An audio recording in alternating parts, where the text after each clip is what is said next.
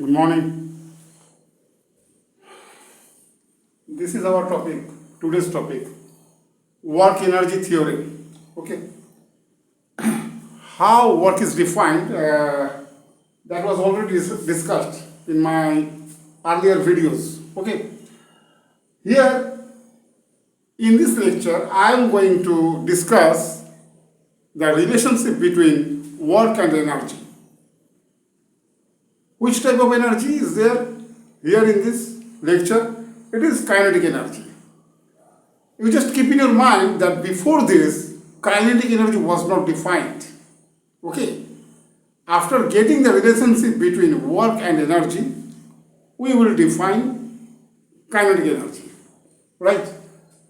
So, first of all, let us start with the mathematical definition. Okay? Mathematical definition of work. How work is defined?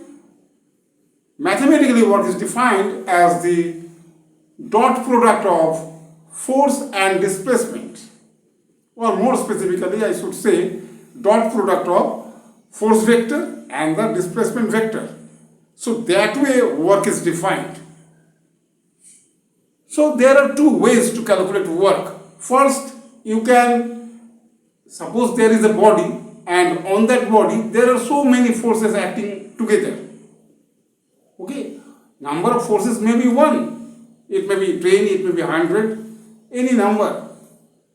Okay, so there are two ways. First way is you just calculate, first you calculate the net force acting on the body, then you take the dot product of that net force and the displacement of the body if the body moves through a distance. Okay.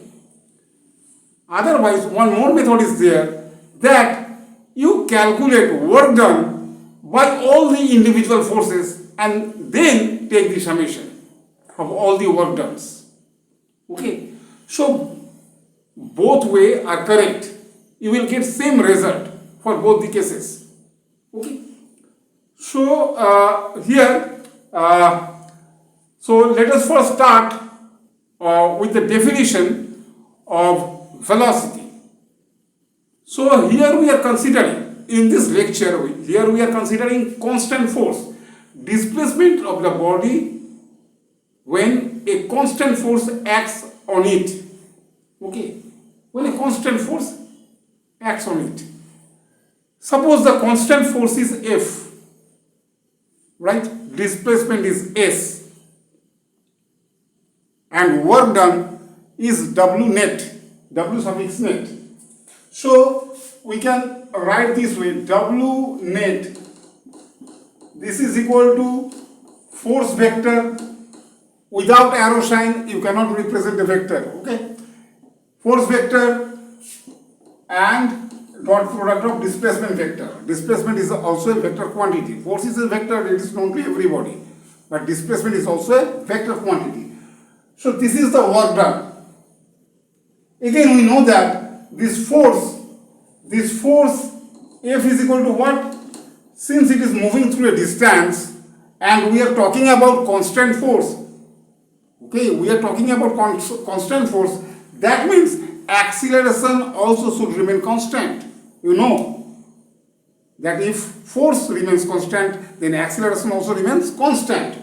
Therefore, F can be written as m multiplied by acceleration vector. A is the acceleration vector. Let me check whether the right hand side portion is visible or not. Yeah, it is visible. Barely visible. So force vector is equal to m into A, where m is the mass of the body, mass of the object upon which force is acting. Right? So this is the mathematical definition of work. This is the mathematical definition of force this way in terms of acceleration, mass and acceleration. Right. Now, since acceleration is constant, then you know that acceleration is defined this way. A is equal to Vf. This is V suffix F, F for final velocity. Okay, F for final. Minus V suffix I, both are vectors. I for initial, F for final. So acceleration is defined this way. rate of change of velocity with respect to time. Suppose from initial velocity vi to final velocity vf, it takes delta t time. Okay, delta t. Right? So acceleration is defined this way. This is known to you. In kinematics, you have learned this. Acceleration is defined this way, and since the force is constant, so in our case, this acceleration remains constant. Also, the position vector r, suppose r is the position vector, then you have learned that r is equal to r0 plus in terms of initial velocity, you can write vi into delta t plus half acceleration into delta t square. Okay, you know this thing. Here r is the position vector. Okay, so in our case, we are displacement. This is also position vector, right? So here what we will do, this r will be replaced by s, and r0 vector. This represents what? This represents initial position vector. It is position vector, but in case of displacement, this is initial displacement. So for the calculation of displacement, this displacement will not be taken into consideration, because when this displacement was there, no force was acting on the body. Our interest is when the force acts on the body. In that time, in that time interval, what is the displacement? That is our requirement. So you just take it to be 0, right? So from here we can write what? Displacement vector s, you make it 0, right? You just simply make it 0. So vi into delta t plus half a into delta t square, right? This way you can write s is the displacement vector, just r has been replaced by s. Okay, and r0, this has taken to be 0, because in that time no force was acting on the body. Okay, so we have got these two things. This is number 1 and this is number 2. Now we need to do what? We need to just combine these two equations. Okay, here we know a is this much, vf minus vi by delta t. You just replace by this expression here. Okay, I need to erase some portion. Okay,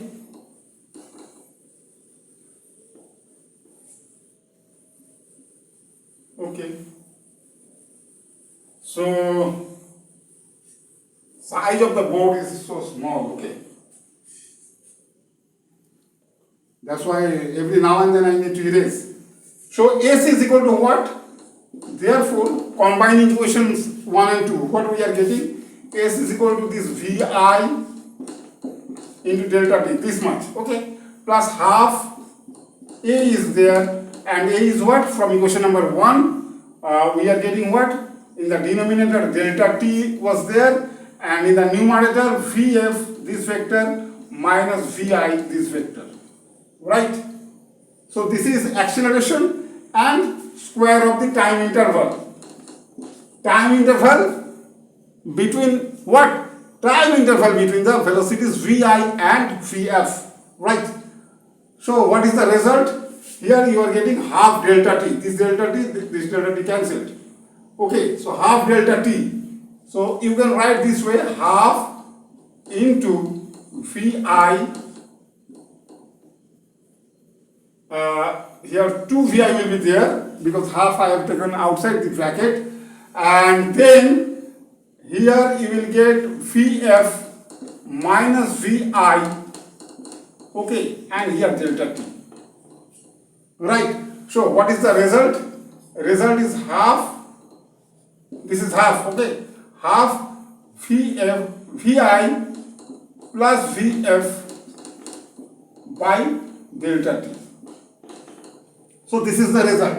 So displacement is equal to this much. This is what? This is displacement. So this thing we have got. displacement is equal to half into Vi plus Vf by delta t, and this is what? This is nothing but average velocity. Okay, summation of initial velocity and final velocity divided by the time interval gives average velocity, okay, between the initial and final point. So S is this much. Now, therefore, force is equal to how much? Force was equal to what? Force was equal to mass into directly we can calculate work done. Okay, no need to write this F. Write directly W net. W net, this was what? F dot product of F and S. Dot product of F and S. So F is how much? It is M into A, right? So M into A into S, and S is how much? S is this. So right here M half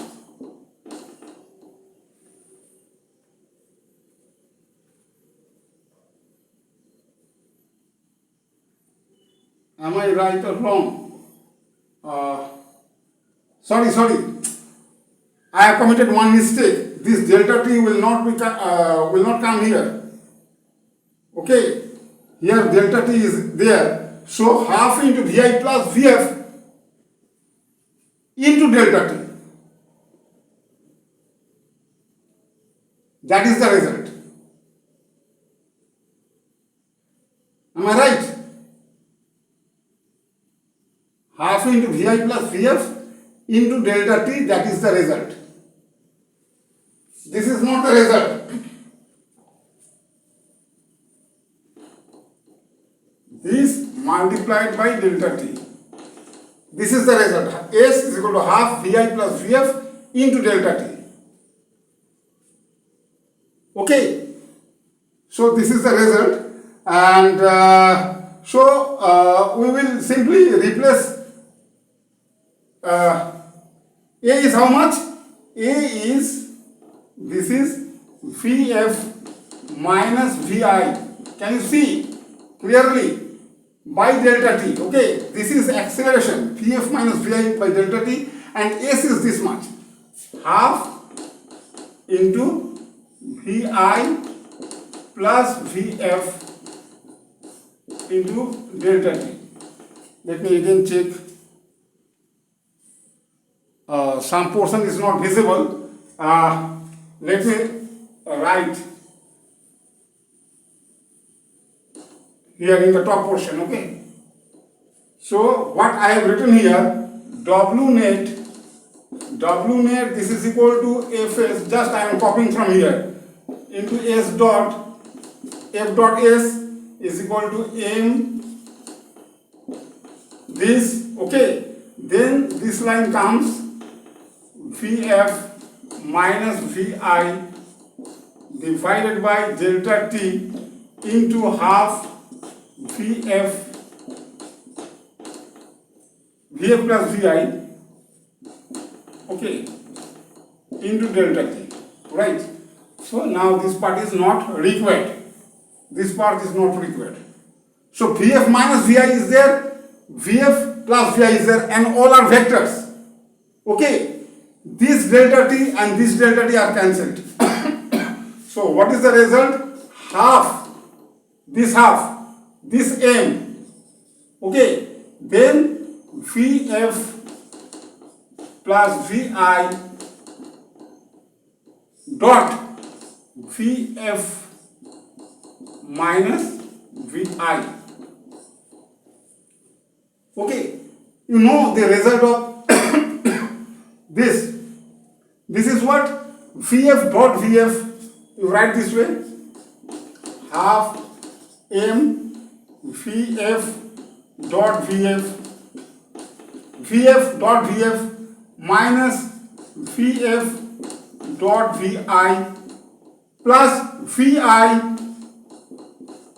dot Vf minus Vi dot Vi. Vf dot Vf. Okay, result is what? You know, result is 0. Dot product of the same vectors is equal to 0. Okay. Am I right or wrong? I am wrong. Dot product of the same vectors means dot product of any vector with itself is equal to square of the magnitude of that vector. Okay. So this is equal to what? Magnitude will be represented by only Vf. Arrow sign will not be given. Arrow sign is required to represent vector. So this is what? This is Vf square. Half m into Vf square. Okay. This is, I have not given the arrow sign. That means this is just the magnitude. What is the result of this? Vf dot Vi?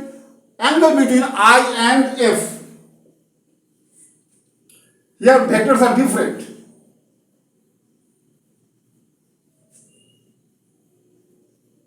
Sorry, angles are same. I am not talking about angles. We know that for dot product, if you change the order of the vectors, then there will be no change in the dot product. Means what? The dot product of A and B is equal to B dot A. They are same. But in case of cross product, they are not same. In case of cross product, A cross B is equal to minus B cross A. But for dot products, A dot B is equal to B dot A. So this and these are same, but there is negative sign, there is positive sign, so they are cancelled. Okay, so result is, here you will get again square. So this is what? This is W net. Okay, again I need to erase this top part. So what we can see, W net, this is equal to half m into Vf square minus half m into Vi square. So you can see that there are, both the quantities are same, form is same. Quantities are not same, but the form is same. It is half into mass into square of the velocity. Half into mass into square of the velocity is there. Okay, this is the difference between the same terms. Half into mass into velocity square. So this is work, and we know that work is equal to energy. That means half mv square. Sorry. That means half mv square represents energy. But this energy comes due to this velocity. Velocity is involved. That's why this energy is called kinetic energy. Kinetic energy. Okay. So what is the explanation behind this? We already know that work is equal to energy. Therefore, this is work. So right hand side also represents work. So half mv square is nothing but work or energy. Okay, this is work and this is energy. But this energy involves velocity. Okay. This energy involves velocity. That's why this energy is called kinetic energy. So for the very first time, kinetic energy is defined this way. Half mv square. Right. Then this is half mv square for final velocity and this is half mv square for initial velocity. And this is denoted by the letter K, capital K. K for kinetic energy. Therefore we can write, now this is not required. Therefore we can write this way, W net, this is equal to Kf minus Ki. K is equal to this, so Kf is equal to what? Half m Vf square, that is Kf, and this is Ki. So W net is equal to Kf minus Ki. Therefore, work done by a force acting on a body is equal to the difference between the kinetic energies. Okay. So this can be written also as delta and K. Delta is used for difference, you know that. W net is equal to difference in the kinetic energy. Okay. So this was all about work energy theorem. This is called work energy theorem mathematically. W net is equal to delta K, or W net is equal to Kf minus Ki. This is called work energy theorem. Okay, K represents here kinetic energy. Okay. Okay, so I think this will be the end of this lecture. Next again I will come back to this chapter. Okay. Thank you for watching this video.